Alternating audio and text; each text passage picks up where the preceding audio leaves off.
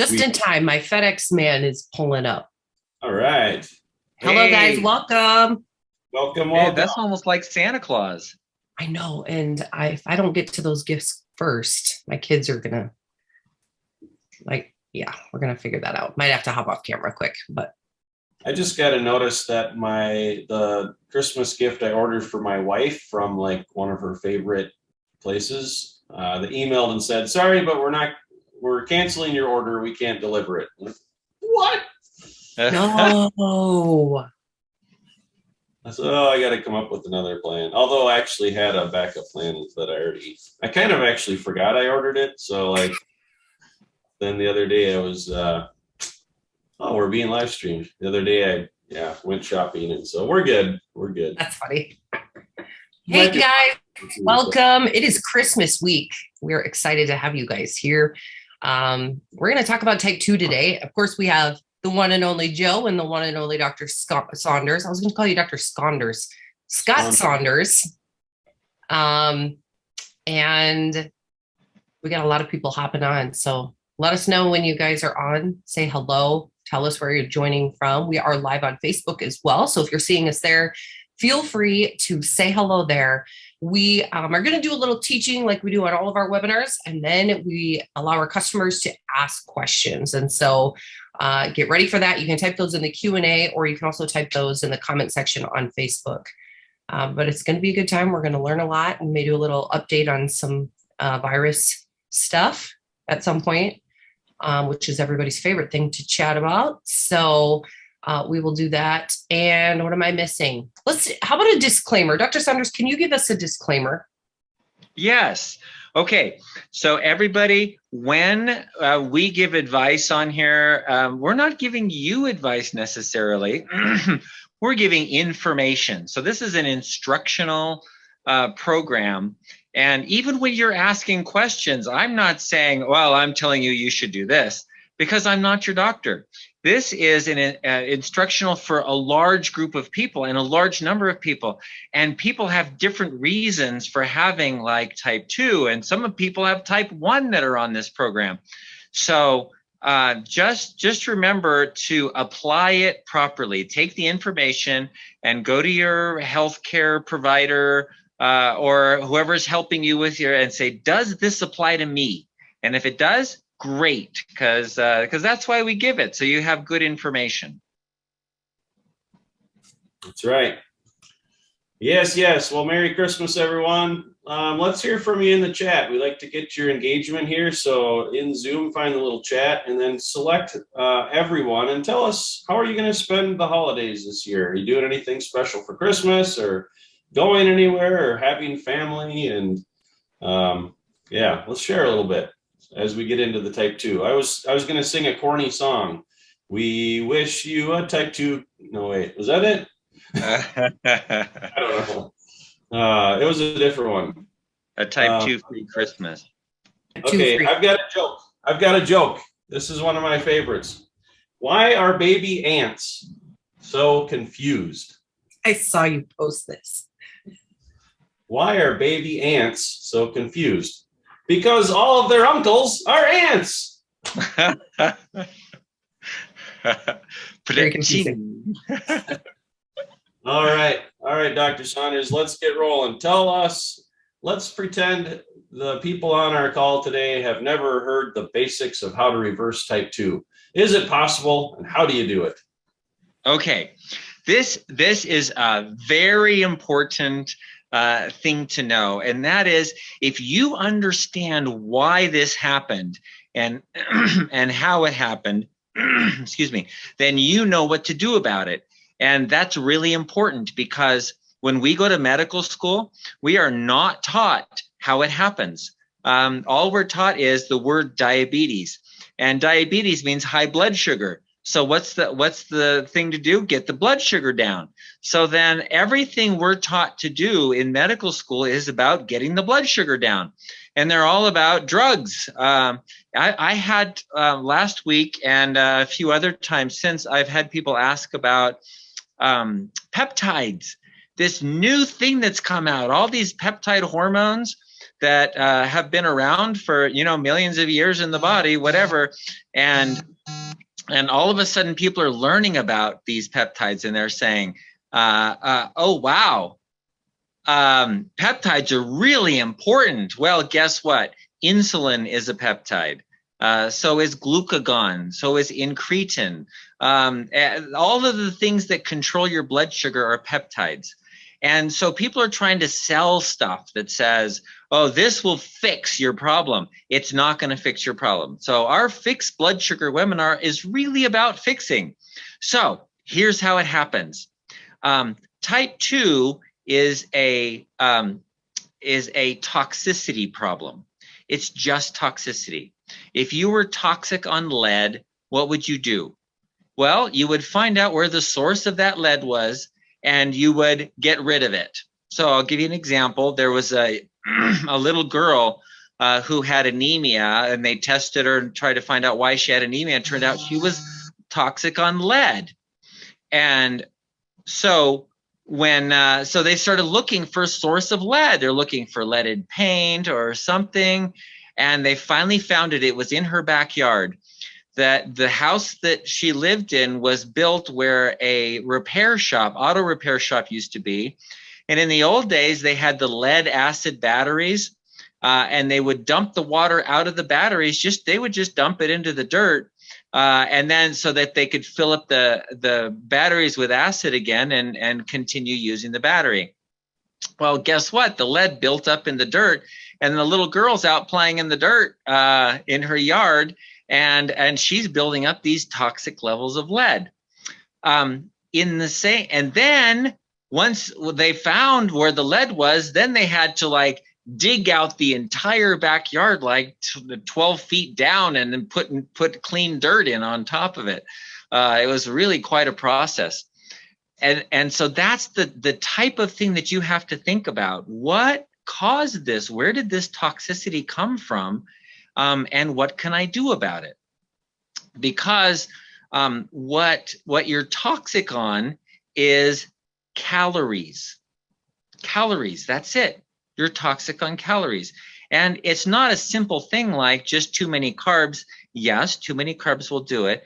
But actually, it's a combination of eating a lot of carbs with a lot of fat with a lot of protein.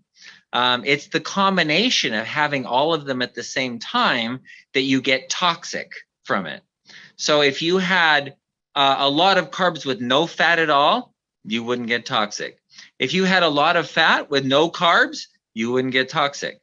This would not happen unless you have both. So what are the worst possible things that someone that has type 2 or is likely to get type 2 if you're genetically predisposed? What's the worst things you can eat? Well, think about it. What has both carbohydrates and fat in it? How about fried foods? French fries. Ice cream. Ice cream. Exactly. What's that? Just fat and sugar.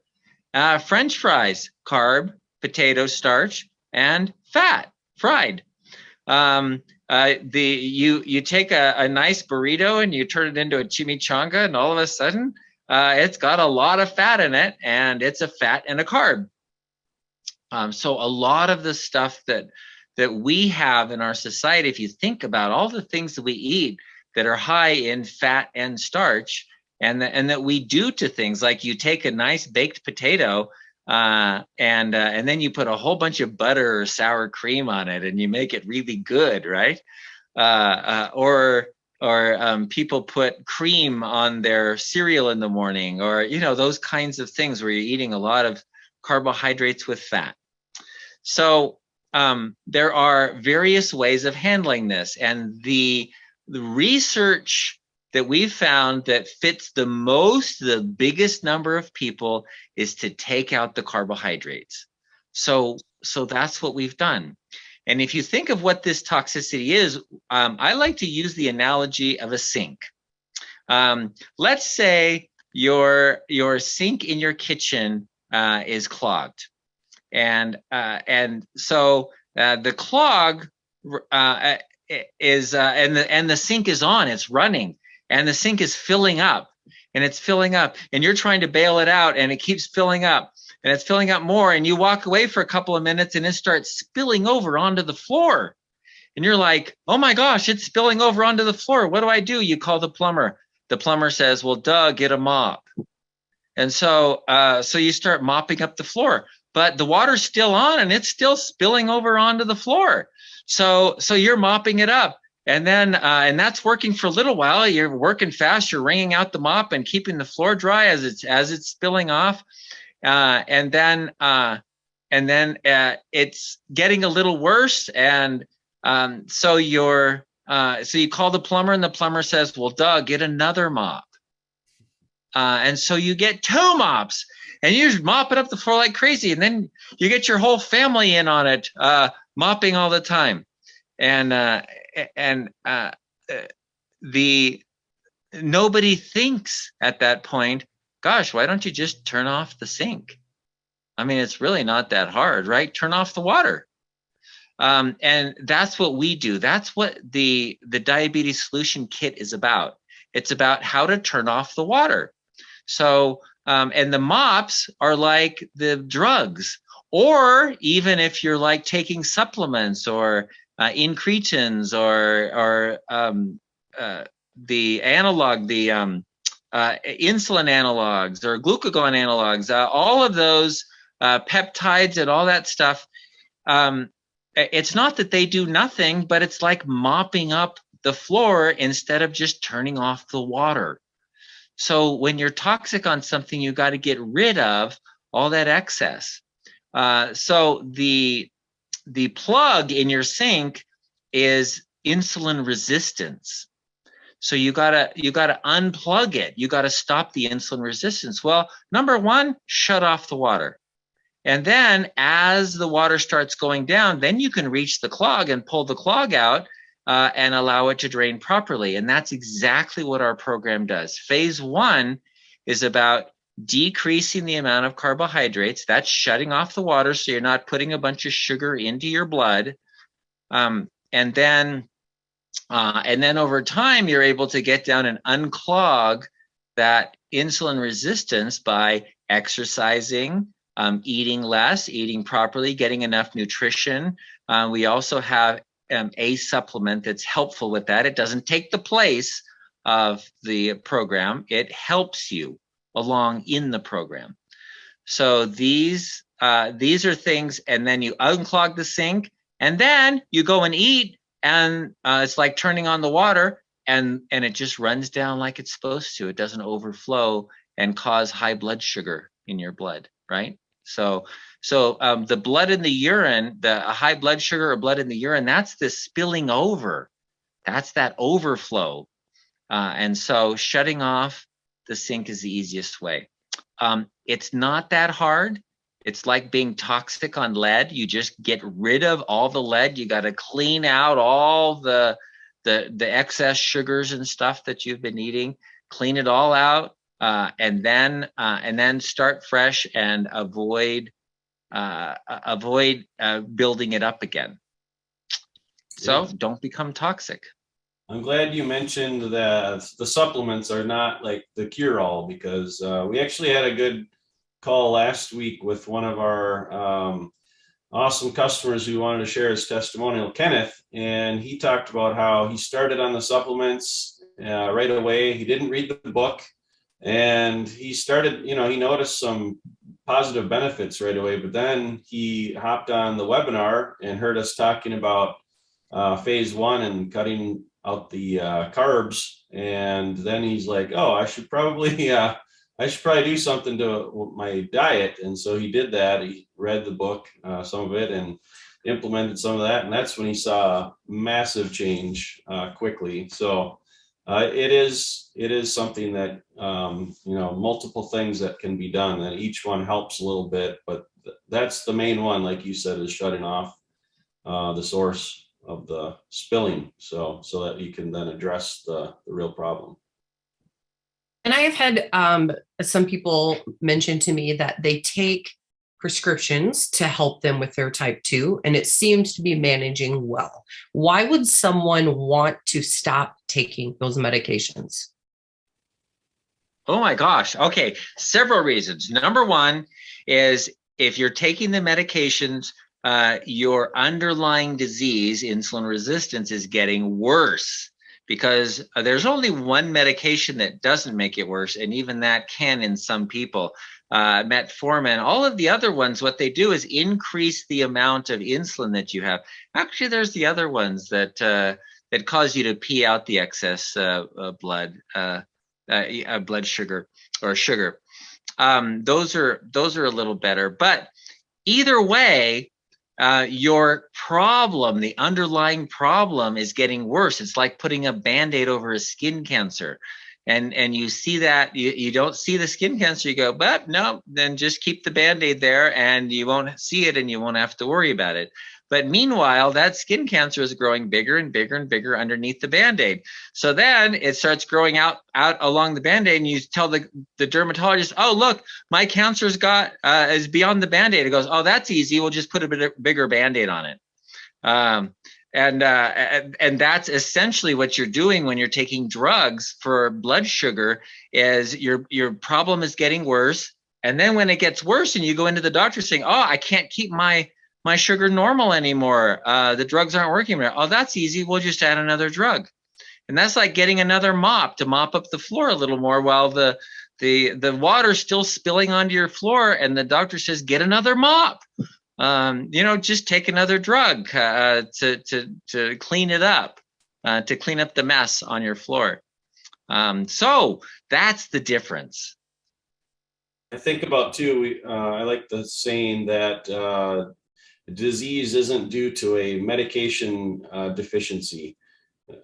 It's like your body isn't deficient in metformin. But it might be deficient in chromium or selenium or vanadium, some of the things that we have like in our Synachroma product, and something that you've tested thousands of people, and most people are deficient in those, and vitamin D as well. So that's a big difference, I think, between the supplements and the medications. Exactly. I love that. I love that way of saying it. It's pretty simple. You're not deficient in glipizide or glyburide. That's not a thing. Whereas if you are deficient in those other things like vitamin D and chromium, you can actually get diabetes just from that. So we had a comment come through. Randy said, just get off animal products and your insulin resistance will go away. Cells will absorb insulin again.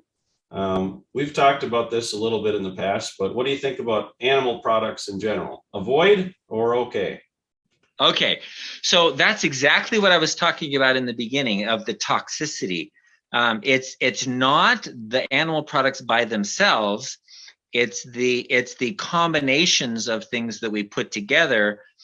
So when we put all of the sour cream on the potato, or we have the meat sauce. I went to a restaurant the other day, and the meat was like really sweet. They had put some sauce on it that was, I'm not used to sweets, so I guess people who drink sodas and stuff wouldn't notice it, but I noticed it was really sweet. They put a lot of sugar in this sauce on the meat.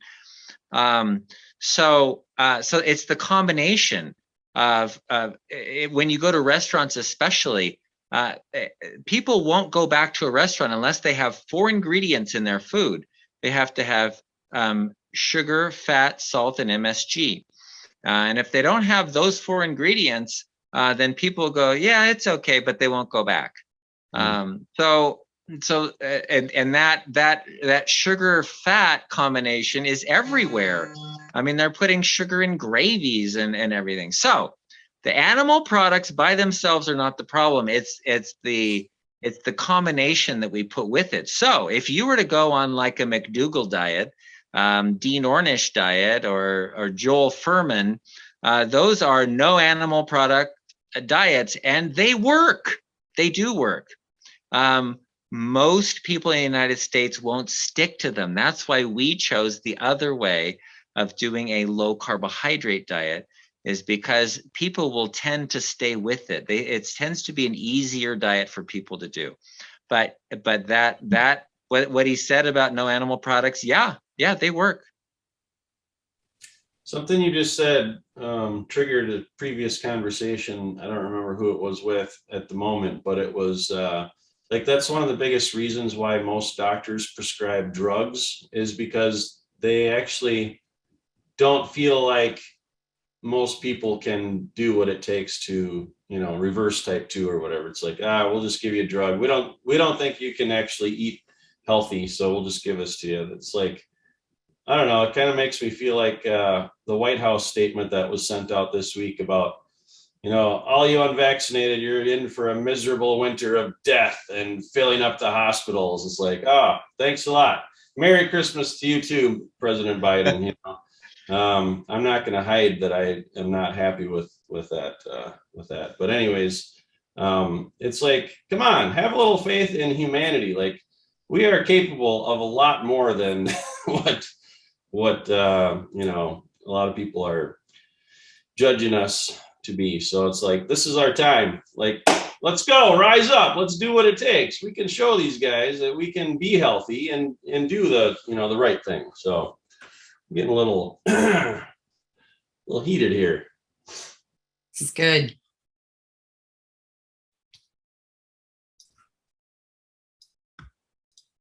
All right.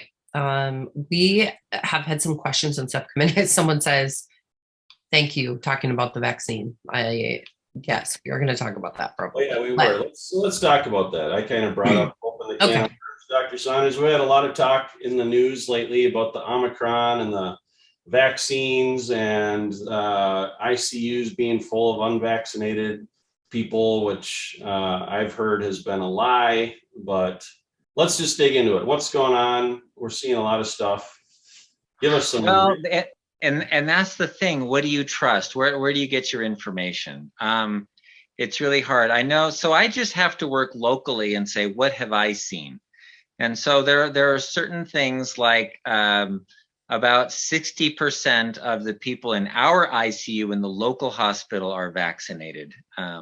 So I don't know what it is worldwide, but that at least locally in Santa Barbara, we're not seeing what everybody else is saying or what they're saying on TV. And pretty much, I'm medical director of an urgent care, and the urgent care, it's about 50% of the people that come in that are testing positive have been vaccinated. So the vaccine doesn't seem to prevent people from getting sick, getting the illness, or even getting in an ICU. And then it's really interesting. I watched a video of a person who took the VAERS vaccine event reporting system, took all the data and put it into a database where they looked at how many people had reported problems with the vaccine, some side effects or issues with the vaccine, depending, and he put it according to the lot number. And it was really interesting that certain lot numbers had 1,000 times more issues, reports of damage, or like the cardiomyopathy or death, disability, and it was across the board, all 50 states. If that lot number had a very high toxicity rate, whereas most of the lot numbers did not have. They only had 1 or 2 reports of problems, significant issues in the vaccine event reporting system. So they had fewer events, like 1 or 2 events, whereas these certain lot numbers would have thousands. So some vaccines are quite toxic, whereas other ones don't seem to be toxic at all. They seem to be like placebos or whatever. So it's not a simple question. It's not like, oh, you should never get that vaccine because they're all bad. Well, it doesn't look like that. It looks like some lot numbers are really toxic. That's all. And then the Omicron is not an issue at all. It never was an issue. And if you go to the actual data from South Africa and look at it, I looked at the data from South Africa, and it is not a very virulent. It's more virulent, meaning it's easy to get it, that it passes through really quickly and people get it easily. But it's actually less likely to cause any disability or injury, or you're less likely to end up in the ICU with that one. So, and it's pretty close to what the other ones are. So if you've had the illness in the past, if you've had COVID-19 of any one, Delta or any other variant, then you're less likely, not likely to get the Omicron either. So I think it's hype. So before COVID-19 was a thing, there were still coronaviruses for as far back as we know, right? And that, so are they differentiating, those old coronaviruses, or are we now is the Omicron becoming almost like closer to what those used to be, where you get more cold symptoms and sniffles and things like that, but it's not going to kill you or put you in ICU? Right. And it's always been that way. In 1918, there was a huge flu season that, they don't know exactly which virus it was. It could have been a coronavirus. It could have been a paramyxovirus, an orthomyxovirus, or respiratory syncytial virus. There's a lot of different viruses that make up the flu season, and coronavirus has been one of them. And there are some strains that are more virulent that cause more problems, and other strains that are not. And some pass from person to person more easily, but don't cause as much disability or death, whereas some of them that don't pass very easily can cause more disability and death. So it's not a simple question, because these viruses don't just live in human beings. They live in mammals. They live in bats. They live in dogs and cats and horses. They found it in horses. So because they live in other animals, they change. Their proteins change. And so they can come back to a human as a different type of virus, and you can get sick again from a coronavirus because it's changed. That's what it is. And so these are normal changes that happen. It's been known ever since we've known about coronaviruses. 30 years ago, when I was in virology, I was a microbiologist. We studied coronaviruses. We knew all about them. We knew what the corona was and what all the spike proteins were. That was all part of our study. So there's nothing new about them at all. And there's nothing new about changing. The virus is changing. But what's happening is that the fear mongering, people trying to create fear, and that's where the problem is. The problem is fear. It's not the virus. The virus is just a normal flu. It happens every year. But and if you look at the statistics and you see the winter time, it goes up. The summertime, it goes down. Winter time, it goes up. Summertime, it goes down. If you look at the actual statistics, you go, oh, that's normal flu season. We're not talking about up and up and up and up and up and up like 1918 flu and everybody's going to die. That's just fear mongering. They've taken a normal flu and made it into a fearful thing. Yeah. So transitioning back to diabetes, I'm just thinking, I wonder when the diabetes vaccine is going to come out. I'm sure I don't know. There's 50 some million people in the US with type 2 full blown, and another 50 or more with pre-diabetes. Not that diabetes is a virus, obviously, but it's just like sometimes they make you think like the vaccine is, again, it's like, oh, this is all you need. Just get the vaccine and you'll be fine. You'll get your immune system where it needs to be. It's like, we're not missing a immunization to be healthy. I don't know. And I think one of the things that the most, and someone actually commented about this, is, why wouldn't you get the vaccine? You're going to make other people sick. And we hear that a lot. It's to protect other people. That's why we get the vaccine. And what are your thoughts about that? Oh, that's really an interesting thing. I don't know where that came from. Somebody made that up, but that's never been a thing. You get the vaccine to protect you and only you and nobody else but you, because it's a respiratory virus, and it has other animals that it can go into. So it's people compare it to like smallpox. Well, it's nothing like smallpox. Smallpox is a virus that can only be in humans, and if it's not in humans, it's nowhere. Whereas this, it can go into animals, it can be in the environment, it can be around you, and you can get it from other things. So if you get rid of it in humans, it's still there. It's still going to come back. It's still going to haunt us. So you can't protect somebody else by getting the vaccine. It just doesn't make any sense at all. It's a senseless thing that somebody, I don't know why somebody made that up. That's really weird. So we have a good question from Nathan. So talking about type 2, is this the same for type 1 diabetes? Because my son last week was diagnosed with it. He's 21, has Down syndrome, and was put on metformin and insulin shots. Should I not give it to him? Okay. Yeah. Well, no. Whatever it takes at this point, just remember that the doctor is helping you to mop up the floor. They're giving you better mops to mop up the floor.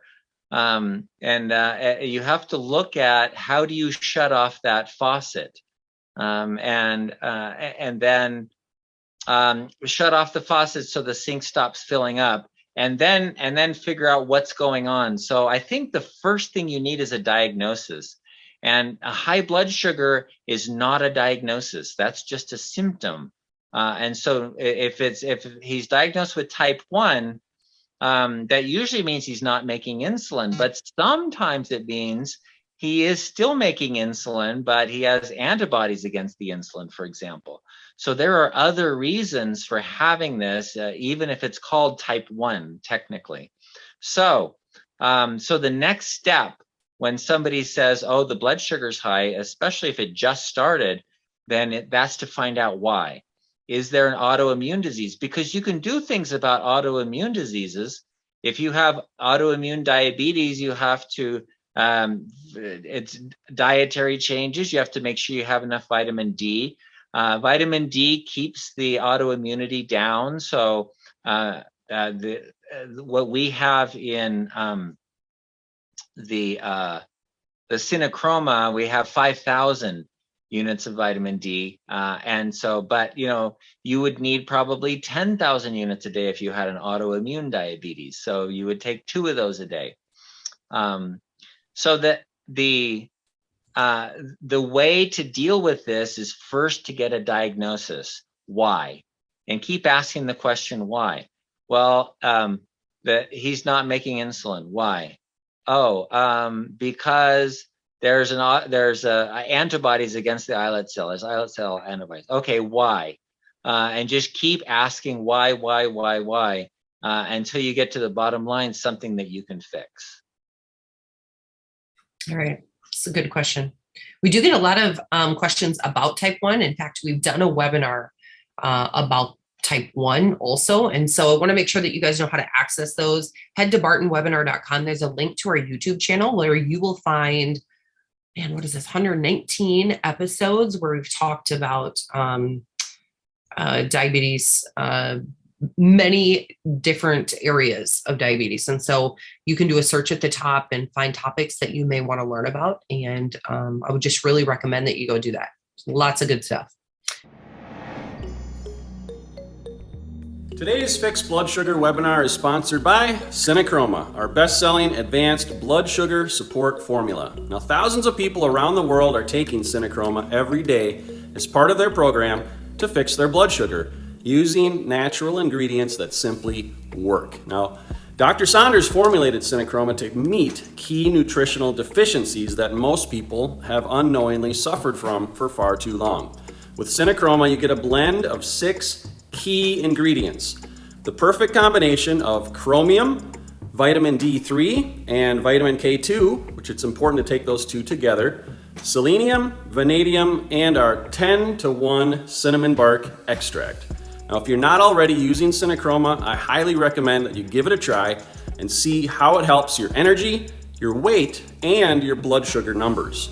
You can get Cinechroma at bartonnutrition.com or on Amazon. If you get it at bartonnutrition.com, you can enter the coupon code webinar25 and you'll save 25% off at bartonnutrition.com. But I realize some people like to go to Amazon as well. So anyways, Cinechroma, highly recommend. Now let's get you back to the Fixed Blood Sugar webinar. Let's see, we do have some more questions. Somebody I think had mentioned or wanted to know what your thoughts are on an air fryer. Does that make food healthier since you're not using oils? Yeah, yes, actually, in a way, that's a great idea if you're using an air fryer instead. Yeah, totally. That's a lot better than the alternative of boiling in oil kind of thing. Here is, let's see, William says, I had my older brother reach out to me last month about what I did to reverse my diabetes. This was a big change for him as he had type 2 for 25 years and wanted to keep his lifestyle and have medications fix it all. I tried many times to tell him you need to follow a plan because no medications are going to reverse this. So I gave him my Barton Nutrition Diabetes Reversal Plan so he could start right away. I was hoping to have another success story for all of you. He and my other two brothers are on statins, which had me concerned, and I shared information with them as well, or with them all. Unfortunately, it was too late, as on December 6th, he had a sudden heart attack and passed away at 69. So I'm still working with my other two brothers to help them reverse this killer disease. Oh man, that's tough. Yeah, it is. It's not a small thing. It is toxicity, and when the cells are toxic, they're not making energy well, and then they don't get good function, and then the heart doesn't work, and the brain doesn't work, and the kidneys don't work, and it's a tough problem. It's not a small thing. And it's awesome that you had been reaching out to them for this long and really trying to help them. So thank you for doing that. And let's see, William, you've been around for a while too. So it'd be fun to catch up on your success, how things are going for you as well. So let us know. But if there's anything we can do to help, please let us know because we want to make sure we can help you. And if they want to hop on the webinars or ask questions, that would be wonderful. Okay, Krish, welcome back. While nuts like almonds, walnut, pistachio are nutritious, folks love peanuts too. In light of what you're discussing now, are peanuts good at all? Peanuts have 15 grams of fat and 4 grams are saturated fat. Looks like 6 carbs and protein is 7 grams. Do you think peanuts are toxic based on that composition? Okay.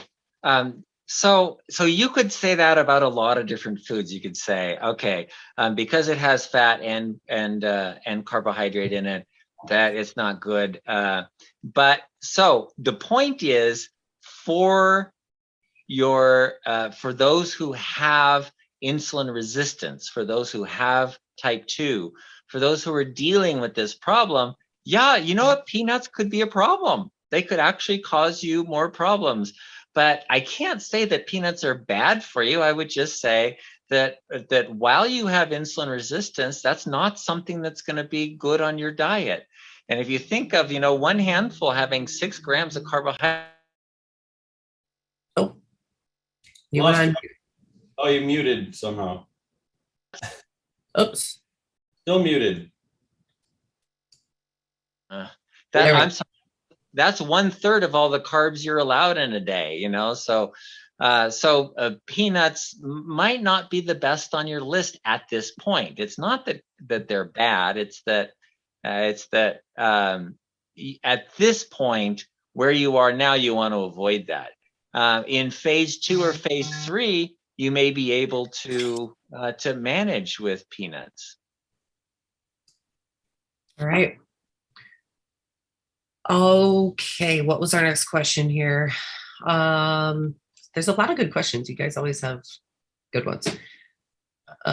Joe, did you see one? I started scrolling and lost where I was. Oh, this is a good question. Jane was wondering if you have a substitute for vaccines, or maybe some things that you would recommend if we want to go back down that road again. Yeah, substitute. Okay. Yes. So in the nursing home, I put everyone in the nursing home on vitamin D. We give them 50,000 a week because we have those weekly doses. So that's the prescription dose is 50,000 a week, and that's fine. Or you can do about 10,000 a day, between 5 and 10,000 a day.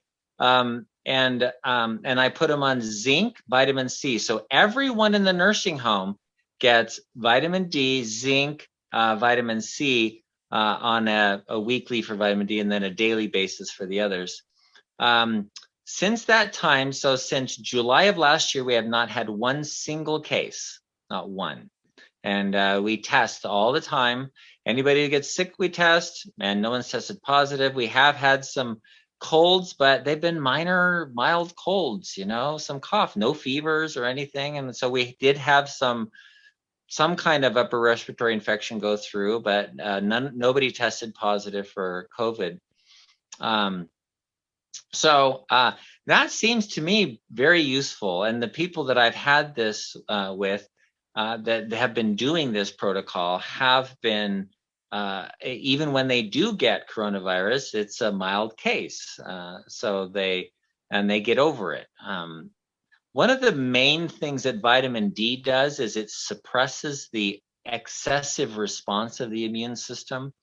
So, people don't die of coronavirus. People die from the reaction, from their own immune reaction to the coronavirus. And so what vitamin D does is it suppresses that immune reaction. So you can't get the cytokine storm that fills your lungs up with fluid. Vitamin D suppresses it. So that has been in multiple studies in multiple countries all over the world has been shown to be one of the greatest factors for preventing someone from going into the ICU. One of the things that we talk a lot about here is the 610 reset, which is kind of a system that Dr. Saunders has educated all of us on, where you go to bed by 6, or you go to bed by 10, you stop eating by 6 so that you're sleeping with an empty stomach. And there are a lot of benefits to that. So Meg's question was, do you have to be asleep at 10 p.m. in order to release human growth hormone, or just be in bed in a dark room resting calmly with an empty stomach? Well, actually, it seems, if you look at the research, it seems that deep sleep is required, and deep sleep usually happens early on when you first go to sleep. So I would think that you would have to be asleep. That's what my best guess from the research would be. You would have to be asleep. Okay. And what time in the evening should you take melatonin to be asleep by 10 or 10:30? How long does that take to kick in? Oh, actually, you can take melatonin earlier in the evening, like 8 or 9 o'clock at night. You don't have to take it like right before you go to bed. It actually seems to work better if you take it a little earlier. Okay. All right, here, let's see. I love this question. If I can find it. Here's Connie. Says, hi, everyone. Connie here. Just to help me along, what do you think would be a simple, tasty menu within a day's time? I really need some help in this area. So are you meaning, okay, within a day's time, like for the whole day, you're kind of wondering what you would eat in a day? Or are you looking for a tasty menu for the holidays, or what do you think? I think... Yeah, right below that, someone asked about what can I eat besides eggs, so we can maybe combo those two. So yeah, what are some good low carb, phase 1 meals and things that we can, Good questions. First of all, we should probably find out if you have the diabetes solution kit, because there are some really good options in that book that we put together. Really simple ones, or if you want something a little bit more fancy, Dr. Saunders has a ceviche recipe in there, which is always good. We talk about that every time. But there are a lot of really quick little recipes, I think, in there. Maybe Joe can even find some. A couple of things that are really easy without getting too crazy. You can always do a bowl. We just call them bowls at my house, where you can take just a base of maybe you like cauliflower rice or zucchini noodles or whatever you want. Maybe you don't want that at all. And then maybe you want, a protein, you want ground beef or you want chicken or something. Add that on top, add whatever vegetables you like, and then put some type of oil or sauce. Some people use like a fish sauce or hot sauce, something like that. That can be really simple when you're not sure really what to make, but you have some stuff in your refrigerator. You can do that. We do a lot. This one typically includes eggs, but it doesn't have to. You can call it everything but the kitchen sink breakfast, where you throw in all your vegetables, meat, eggs, etc. Those are just some really easy options, I think. And then, of course, salads can be made that same way. What recommendations would you guys have? Well, somebody asked about vegan bowls, and just about anything vegan is great because you can have vegetables and like you were saying, the cauliflower rice. And there is a really good book out. I bought the book to look through it and make sure it was good. It's a vegan keto diet. It's called the Vegan Keto Diet. So for people who are vegan and they still want to be keto, they still want to cut their carbs down to 20 grams of carbohydrates. It's a really good high fiber diet. So you can have broccoli and cauliflower and spinach and lettuce and salads of all kinds, and still be vegan and still get a really good nutrition and still be keto. Awesome. What's a typical breakfast for you, Dr. Saunders? Well, let's see. This morning I had eggs and beans. Yeah, we talked about this on another webinar, but sometimes there's such a mind shift that has to happen where you don't have to eat normal breakfast foods for breakfast. Nobody says you have to eat pancakes or eggs, or, you can eat typically what might be a dinner item for breakfast. And that's kind of what I would prefer to. Yeah, Right. real quick plug. So yeah, the Diabetes Solution Kit, this is the main course that we teach and sell and talk about. And so if you don't have this, make sure to go to bartonwebinar.com, scroll to the bottom. You can find most of our products on that page, actually. And why not use the coupon code and save 25%? Just use webinar 25 when you check out. But this has a lot of recipes. Nathan, you're asking about, or you just ordered this workbook. So that'll be good for helping your son with the new diet that he's going to be on, which it'll be a challenge, but it'll be a lot easier as you have some really good recipes here that are tasty and lots of good replacements. So I saw another question come in, like, what else can we drink besides water? I would say unsweetened tea would be probably one of the best things that you could have.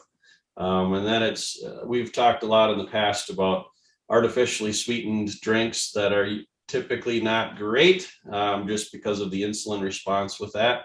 Coffee can sometimes be good. That usually doesn't do too much to insulin. Dr. Saunders, correct me if I'm wrong, but I think that's what you said in the past. So a couple options there, but yeah. Tea, herbal teas. I put a lot of people on herbal teas, and they find they can do like hibiscus teas and chamomile teas, and they're good. They get flavor, and then they don't have to put sugar in or sweetener, and that's still good. Yeah, good. All right. Merry Christmas from the Bornmans. I believe it's Chris, wondering how often the immune cocktail is recommended. Hello to the Bornmans. Merry Christmas to you as well. Yeah, on here again. So, yeah, what is this immune cocktail? Yeah, what is this immune cocktail? So if you're taking vitamins, excuse me, if you're taking vitamins for the immune cocktail, like vitamin D, it's like either like around 10,000 units a day or 50,000 a week if you're doing the weekly dose. Then there isn't a specific cocktail, but keeping the immune system functional requires that you have proper nutrition, and that includes, zinc. And we have an immune support formula that includes all of those things, and you can take that on a daily basis. That's what I just popped in my mouth, actually. 2 of these immune support formulas. This is like super good. And these, like all these ingredients, Dr. Saunders, that you put in here are, I hear them over and over in the news and different research, not news, but like research about what's good. N-acetylcysteine, NAC, is really good. Elderberry, green tea, reishi mushroom, echinacea, and quercetin, in addition to vitamin C, vitamin E, and zinc. So lots of really good stuff in here. I just saw something about mushrooms being super beneficial, antimicrobial, antiviral, anti-everything. Like, can you talk a minute? Like, what do you think about mushrooms? Mushrooms have something in them called beta glucans, which are really important for stimulating immune function in terms of cellular immunity. So we often hear about antibodies and how important antibodies are. And, when you get the vaccine, do you get antibodies against the virus and all of that? Well, antibodies are kind of a late stage thing. That's not the primary way of the body getting rid of infections. The primary way is called cellular immunity. It's the T cells and macrophages and neutrophils. And what they do is that's what makes the initial response that then creates the antibodies later. So you may not get antibodies for 2 weeks after you get an infection. Whereas that cellular immunity is on it immediately, and that's where mushrooms come in. This beta glucan stimulates that, and mushrooms give that support in several different ways to allow neutrophils and T cells to take out cancer cells. There's been 5 mushrooms that have been studied extensively for cancer, and the mushrooms allow the immune system to take out the cancer cells. And they also are great for viruses, getting rid of viruses, including coronavirus, which is just another virus, right? Just another flu virus. So yeah, mushrooms are actually really good, and having mushrooms in your diet on a regular basis, or taking pills, you can take it in pills too. I'm gonna real quick butt in. I got a little open the can of worms with the vaccines, and we talked about the flu, and a couple of people commented and said, so 800,000 people died of the flu, that's and not COVID. Well, you have to look at those numbers with a grain of salt too. There's a lot of reasons why, like there were people dying of car accidents and heart attacks that happened to test positive for COVID, and those were counted as COVID deaths. And the hospitals were compromised in reporting because they had a financial benefit to report those. They got paid like $40,000 per COVID case that ended in death or something like that. So I don't believe those numbers are that high, but I'm also not your average normal person either. So. Well, see, and so that's where who do you trust and where do you get the information from? Because if we just look at last year when we had some cases of coronavirus, we're talking about people who are on hospice. We have advanced Alzheimer's disease and cancers and renal failure, people on dialysis, and they get COVID and they die. And so normally on the death certificate, you would put this person had prostate cancer. So the cause of death, prostate cancer. And then you say, well, they also had the flu or coronavirus. But during coronavirus, they switched it around so that no matter what else anybody died of, if they had a positive test or even an exposure recently, then they would put as the cause of death was coronavirus. So, there are changes in the way statistics are done that make it look like there's a little more than there really is. That's what they say. 87.4% of statistics are made up. So even that one. All right. We have about 5 minutes left, so we'll get to some more questions here. Let's see. Megan says, I've had trouble all week trying to eat breakfast by 8 a.m. and eat our last meal at 2 to 3. So to get in a 16 to 18 hour fast. Is it critical to eat by 8 a.m. for everyone or only people with certain health issues? And which ones? Okay, there's nothing critical about the eating at 8 a.m. That's what initiates your circadian rhythm to wake up the body, get things functional, and get things moving, and use the energy in your body, open up the insulin receptors. It's not a critical thing. It's just that's what NASA found was the best way to get the circadian rhythm started was the morning meal. And so if you're traveling, for example, and you travel to another time zone, let's say you go to China, and you're 12 hours off your time, and it's 2 o'clock in the morning to you, but everybody there is 2 o'clock in the afternoon. How do you switch that? Well, the best way is to, eat in China at 8 a.m., eat your first meal at 8, and then that switches your circadian rhythm faster than the lights or other ways of doing it. So it's okay. I think Make It also asked if you could just be exposed to the morning light for 20 minutes instead of eating, and would that reset your circadian rhythm? Yeah, NASA did research on that, and it does work. It does help. It makes a difference. But the stronger effect was the food. Okay.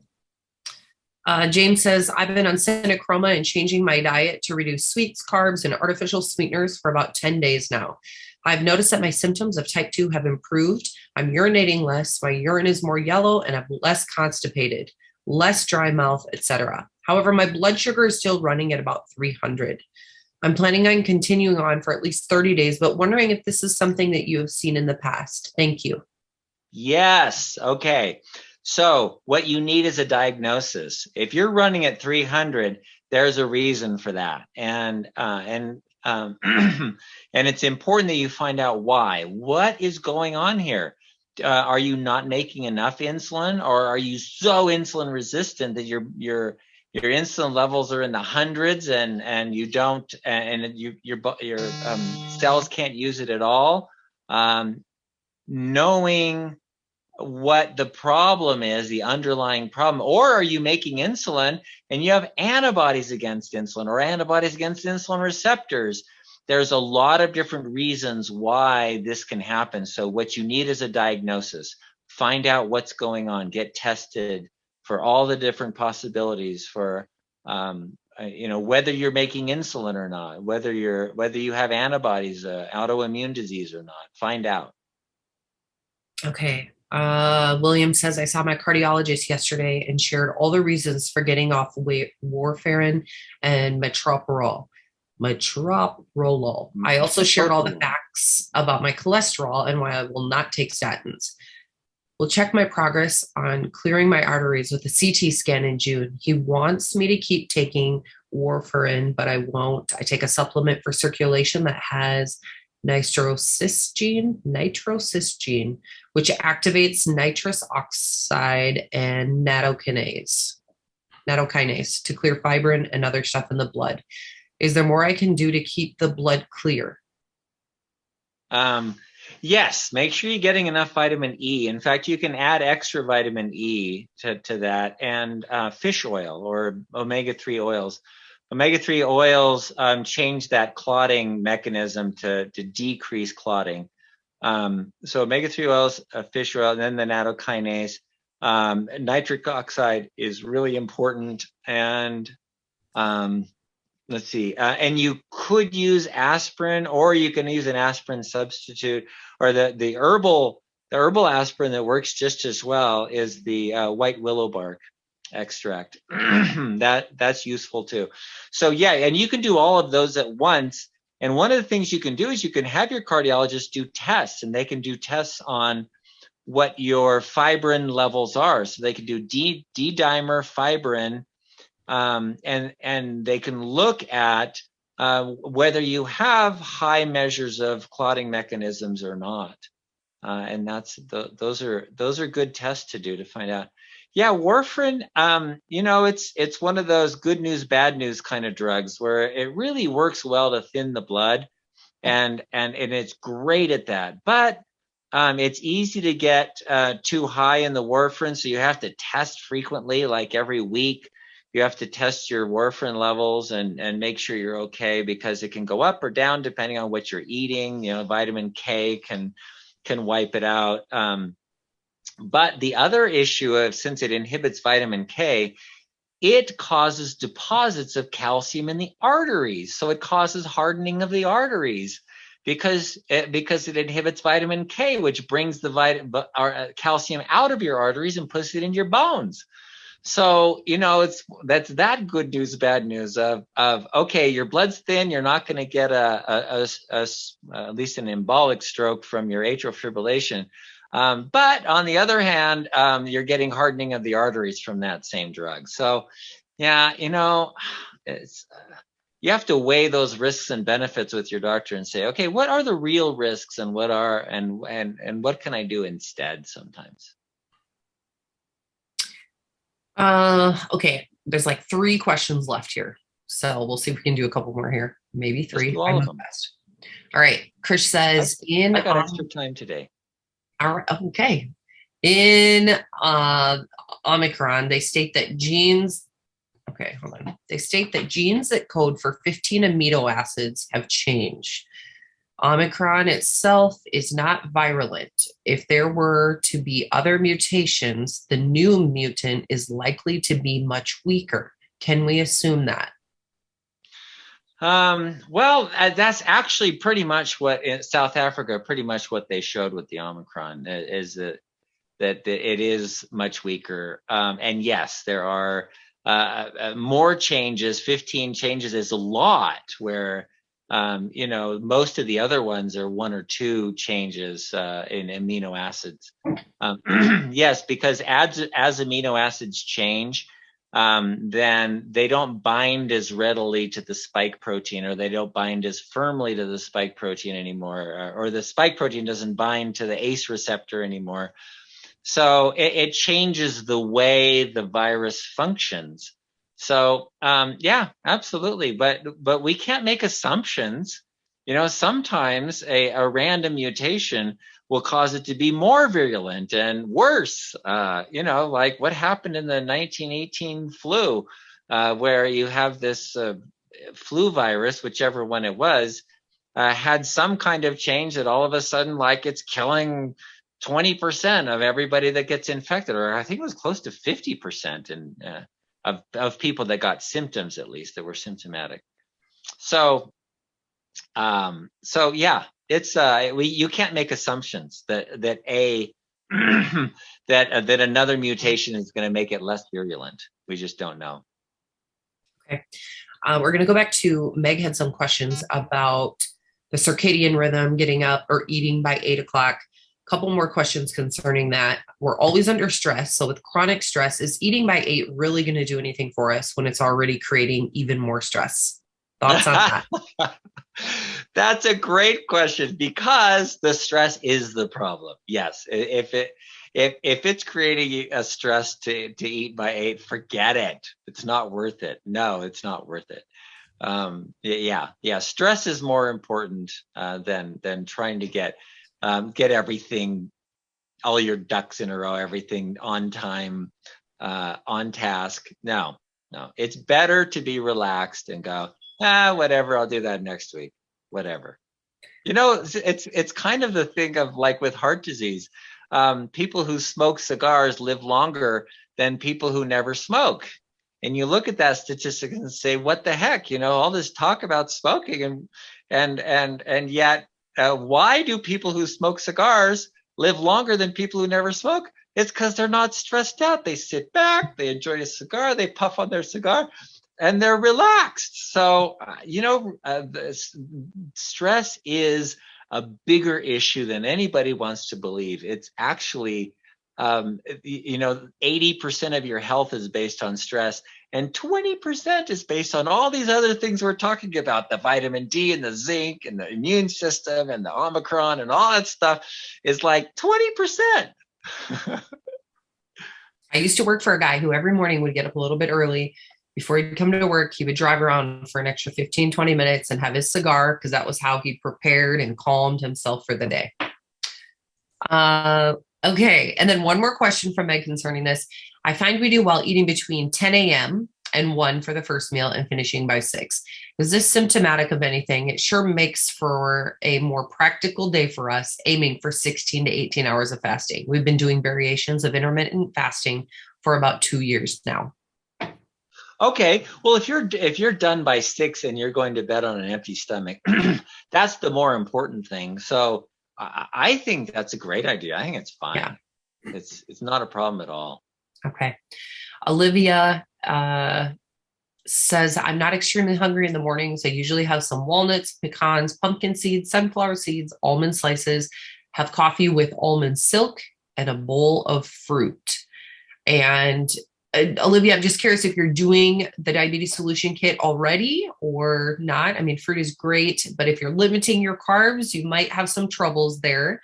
If you're in phase 1, Dr. Saunders recommends 20 grams of carbs. And so a bowl of fruit might bring you up there a little bit. But what are your thoughts, Dr. Saunders, on that? Well, it sounds like a lot of healthy stuff. And that's where we get into the guy that asked about the peanuts. Is are peanuts unhealthy? Well, they're fine, but if you're trying to keep your carbs down or get rid of this toxicity from the type 2, then that's not going to be the best. So all of the things that you're talking about, eating the nuts with the fruit, that's great and that's fine. And if you're eating a low-fat diet along with that, it's all vegan stuff, and you're eating a low-fat diet, that's fine too. So count the carbs. Just go with the program and do the program, because that's where we find a lot of people, they come up with questions and they go, oh, this is not working for me. Okay, are you doing the program? Well, then sort of, but not really, because I have this and that, and I'm not really counting the carbs. Okay, count the carbs and see where you are. And they go, oh, well, actually, I'm getting over 50 grams of carbohydrates a day. So cut it down to 20. Wow, it's working. And so it works when you do it. And so I would agree with what Leslie said. Are you doing the program? Do the program. We did an interview, I guess, chat with Kenneth last week. And Joe, do you remember how many carbs he was eating per day? I'm not saying this is what you should do, but he wanted results and he wanted them quickly. So how many was it? I mean, it was like 0 or like. Yeah, 9. It was like maybe 2. I don't even know. It was something crazy. But he said he's the kind of guy who, once he made his mind up, he was doing this, he was doing it, and he was doing it hardcore. And everything changed quickly for him. So sometimes I hear things like that and I think, okay, 20 carbs is a lot compared to 2. So it's all about perspective.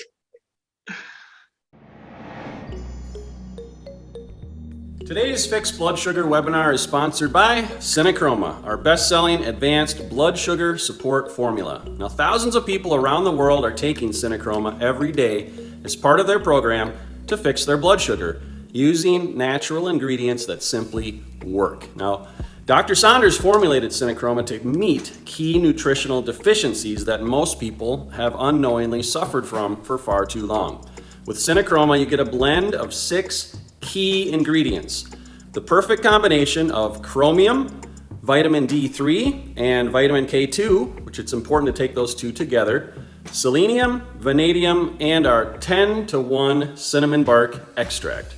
Now, if you're not already using Synachroma, I highly recommend that you give it a try and see how it helps your energy, your weight, and your blood sugar numbers. You can get Synachroma at bartonnutrition.com or on Amazon. If you get it at bartonnutrition.com, you can enter the coupon code webinar25 and you'll save 25% off at bartonnutrition.com. But I realize some people like to go to Amazon as well. So anyways, Synachroma, highly recommend. Now let's get you back to the Fixed Blood Sugar webinar. Yeah. All right. I think that's it. Okay, one more question. Last question. Here we go. This is from Roy. So last week when you were talking about taking cod liver oil, he went shopping and then found krill oil. Is one better than the other? Pills or a dose of the cod liver oil? What's best? Okay. Great question. Great question. They're not the same at all. They're not related at all. Krill oil is a great omega-3 oil. Okay, so that's the krill oil, omega-3 oil, perfect. But last week when we were talking about cod liver oil, we were talking about sources of vitamin A, natural sources of vitamin A. And so I was talking about beta carotene. You can eat a lot of carrots and colored vegetables, all the colors, and even green, dark green things like kale. They have a lot of beta carotene in them. And then cod liver oil, if you want a really, really good source of vitamin A, cod liver oil is great. And so a tablespoon's like 5,000 units or something like that. I don't know. It's a lot. So you can get really good source of vitamin A. So that's where the krill oil and the cod liver oil are different. Cod liver oil has less omega-3 and more vitamin D, vitamin A, whereas krill oil is a really good source of vitamin of omega-3 oils. And if you think about it, that's where our sea creatures get their omega-3 oils is from eating krill, for example. So yeah, krill's a great oil, but they're totally different purposes. All right. I got two funny things to end with here. So my wife showed me a meme yesterday. It was of a hippopotamus, and it says, proof that eating salads and grass doesn't necessarily help your weight loss or something like that. The last one is a joke. So where did Captain Hook get his hook? From a secondhand store. Ha! Which may be a good place to get last minute Christmas gifts if you're like me and still need to do a little bit of shopping. So all right, with that, thanks everyone for joining us. Dr. Saunders, thank you very much. You're amazing, and we've gotten a lot of comments and thanks from people, and appreciate the way you deliver the information. It's awesome. It's just like, seeking truth and trying to really understand who we are and how to be healthy. It's so freeing. So thank you for that, and Merry Christmas to you and your family. Yes. Bye, guys. Thank you so much. Merry Christmas. Bye. Take care. Merry Christmas.